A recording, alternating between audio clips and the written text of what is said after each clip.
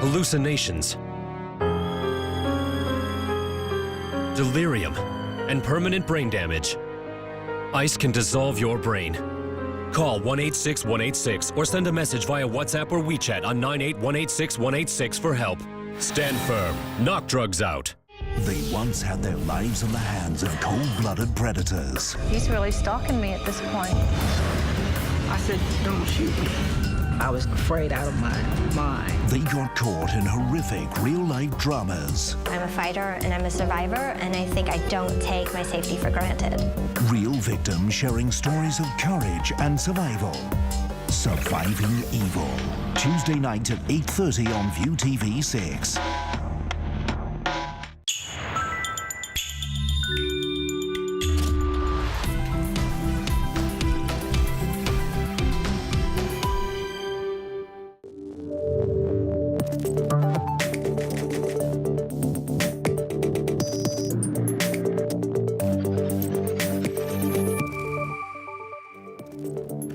Good evening, I'm Joel Labi in Hong Kong. Welcome to this late edition of ViuTV News. Ahead on the program tonight, at least 2 dead and 18 injured following a deadly explosion in China's Zhejiang province.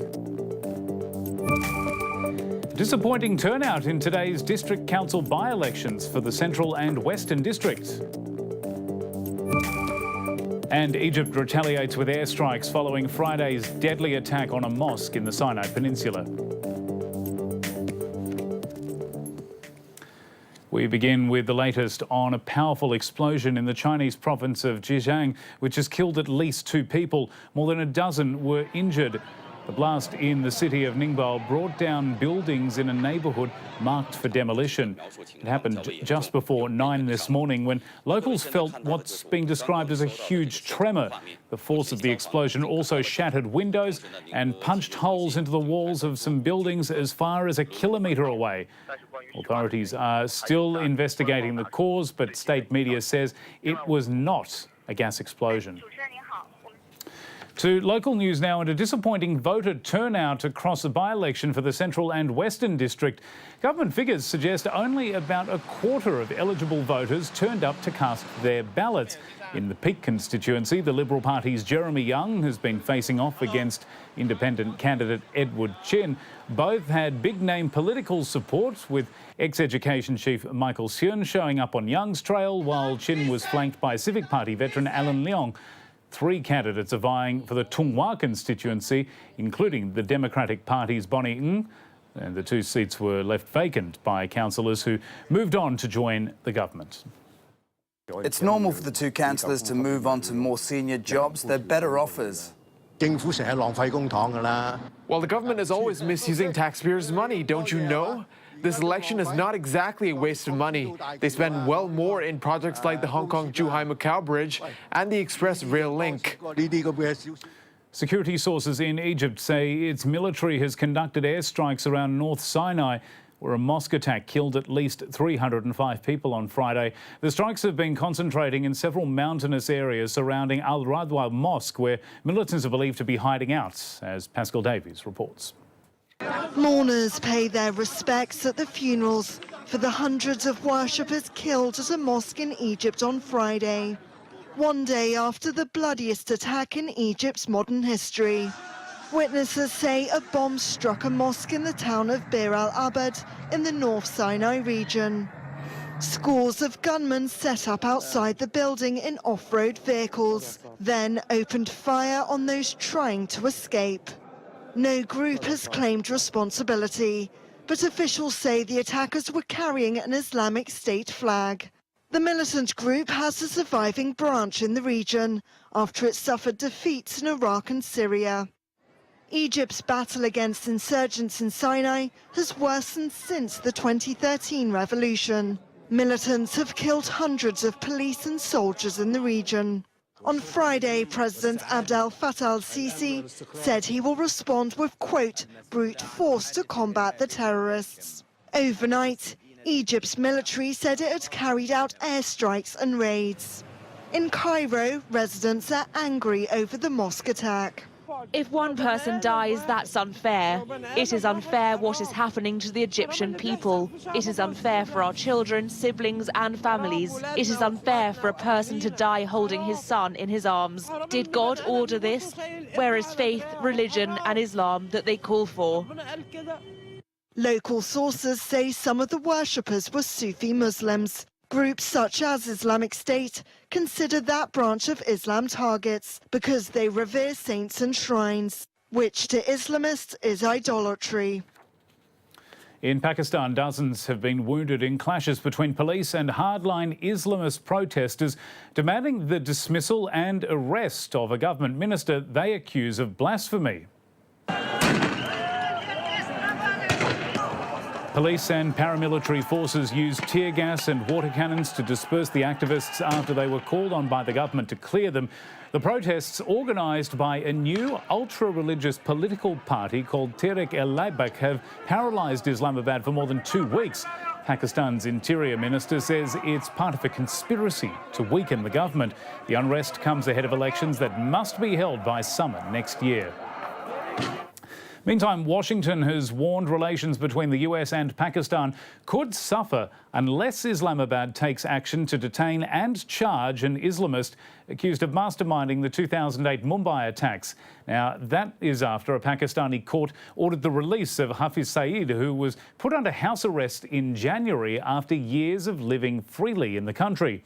The White House says Pakistan's failure to charge Saeed sent a deeply troubling message about the country's commitment to combating international terrorism. In Germany, a grand coalition between Angela Merkel's Conservative bloc and her Social Democrat rivals could be back on the cards after the SPD agreed to talks with the Chancellor. Now, Merkel welcomed this development, saying the coalition has worked well in the past and it could very well save Germany from the brink of a political crisis. The SPD previously refused to form another partnership, choosing instead to go into opposition. But the collapse of three-way coalition talks between the Conservatives, the Greens and the pro-business Free Democrats has prompted the SPD to reconsider. Catalonia's former leader has challenged Spain and the European Union to respect the results of regional elections next month, saying Madrid will have to end direct rule if the separatists win. Now, speaking from Belgium, where he fled earlier this month, Carles Puigdemont says Catalans have shown to the world they have the capacity and the will to become an independent state. Polls show the pro-independence camp is expected to win next month, but there are concerns it may fall short of the majority needed in Parliament to really reignite support for the campaign. OK, coming up next, the latest from the world of business.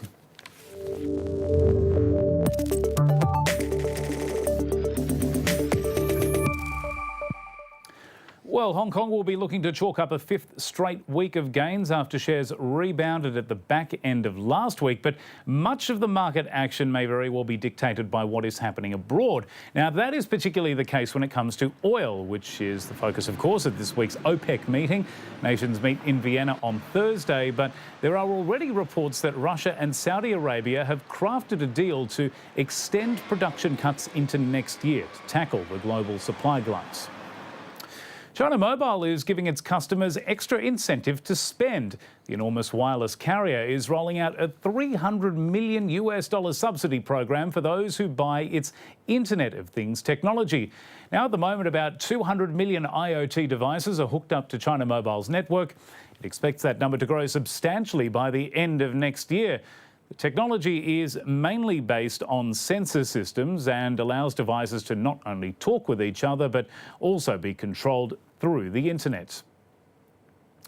Lawyers say a battle between the White House and Democrats over who'll head up the top US regulator for consumer finance could be headed for the courts.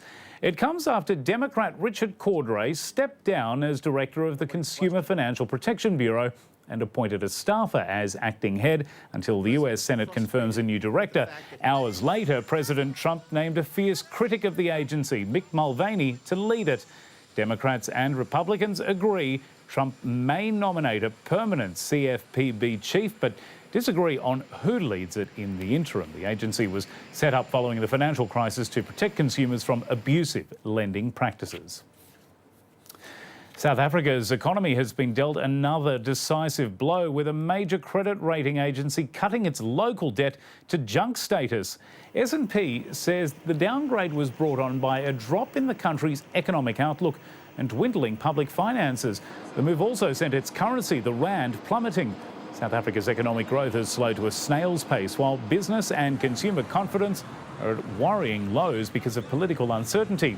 But the government says it will use next year's budget to outline, quote, decisive policies to strengthen its fiscal framework.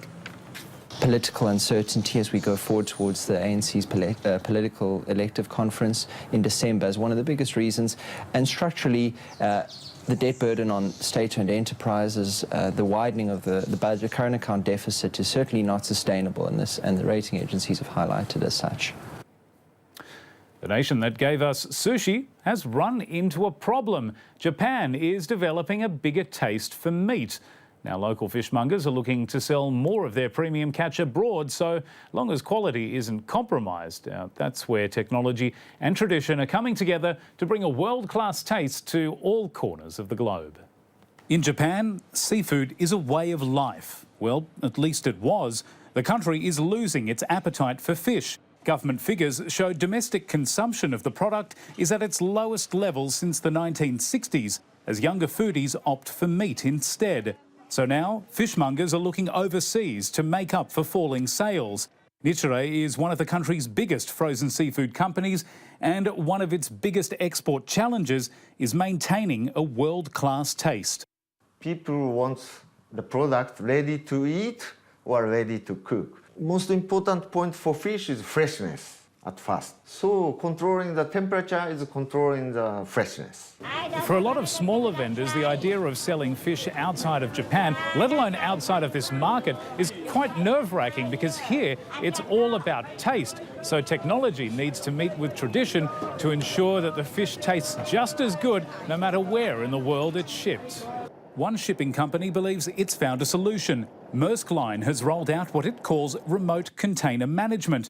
This technology allows customers to ship their prized catch in tailor-made conditions, -60 degrees for tuna, -21 or colder for scallops. They can monitor humidity, oxygen levels and the temperature every second of the journey. People think seafood is frozen and it's fairly easy to handle, but we all know that if you leave seafood out of temperature, the temperature range it's supposed to be, it very, very rapidly deteriorates and begins smelling and so forth. The company also has some industry advice to save both money and product. Start shipping in containers instead of inefficient, stuffed to the brim bulk carriers. Sometimes broke the product, and sometimes the schedule is very lax.